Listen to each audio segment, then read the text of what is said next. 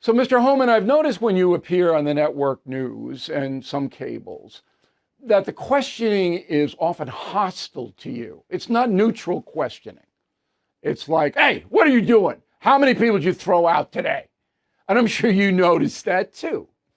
And I'm saying to myself, why? Do you have any idea why that so many of the American press corps are antagonistic to you? Well, I think it's because I served President Trump. I mean, when I worked I was a third in command of ICE under Barack Obama. We had over 409,000 removals, and they weren't hostile then.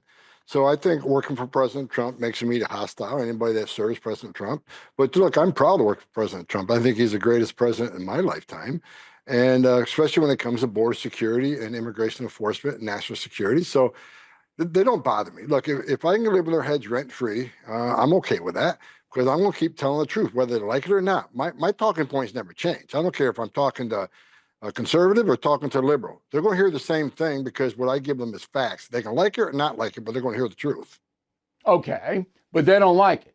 Now, when you were working for President Obama, who deported more undocumented people than any other president in history, all right, and most of those were at the border that got kicked back fast, and they didn't have this asylum con that they rose up under President Biden.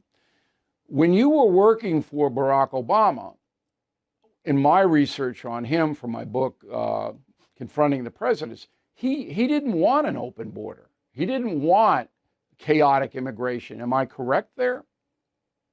Well, his first term, like I said, we removed a lot of people in the first term, and largely because we're counting Border Patrol removals with ICE removals, and that's how come the number got so big. But he was pushing for that. He was pushing for more removals. But under the second term, the Obama term, we pretty much got shut down. I mean, Really? once he got the name deporter in chief, operations really slowed down, and that's one of the reasons at the end of that administration that I decided to retire because after 4 years doing that, I was tired of it. But in the beginning, he was about securing the border. In the last 4 years, he was not.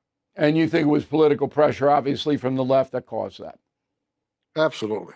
Okay. Now, one of the beefs against Homeland Security is they are deporting non-criminal migrants along with the criminals. And I believe that's true to some extent because how could you possibly know when you go sweep a whole bunch of people, say you're a criminal migrant married to a person who isn't a criminal, stuff like that. How valid is that criticism that ICE is now deporting people quickly without due process that aren't criminals? Well, they all get due process. I mean, the non-criminals, where does most non-criminals get arrested? Sanctuary cities. And I've said this for 2 months. Sanctuary cities are going to get exactly what they don't want. More agents in the communities and more collateral arrests. Because if we can't arrest a bad guy in the county jail, one agent arrests one criminal alien, and they're going to release them. Like the major cities in this country, sanctuary cities, you're going to release them back in the community? Okay, fine. We're still going to do our job, which means we're going to go to the community and we're going to find him. And when we find them, most likely they're with others that are illegally in the United States, but not a criminal.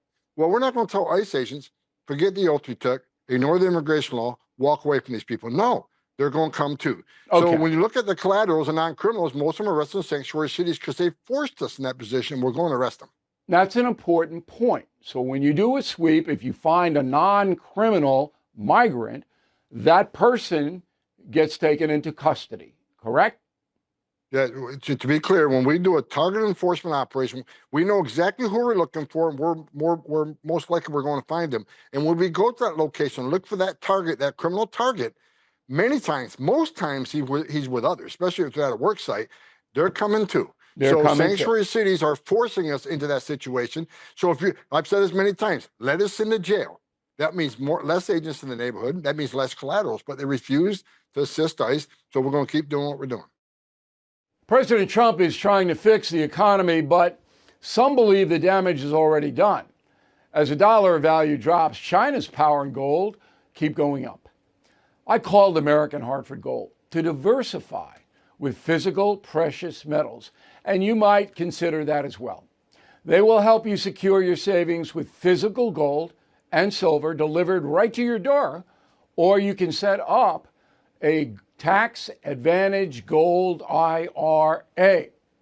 Plus, it's tax and penalty free to roll over your current 401k or IRA. With billions in precious metals delivered, thousands of five-star ratings, and an A+ from the Better Business Bureau, they are the only precious metals dealer I trust. So please call or text American Hartford Gold. Tell them O'Reilly sent you, and you might get $15,000 of free silver on a qualifying order. Call 866-501-5201 or text BILL to 65532.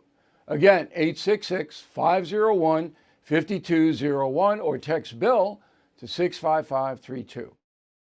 Thank you for watching the No Spin News. To watch the full episode anytime on BillO'Reilly.com, please sign up to become a premium or concierge member. Visit BillO'Reilly.com to sign up and start watching today.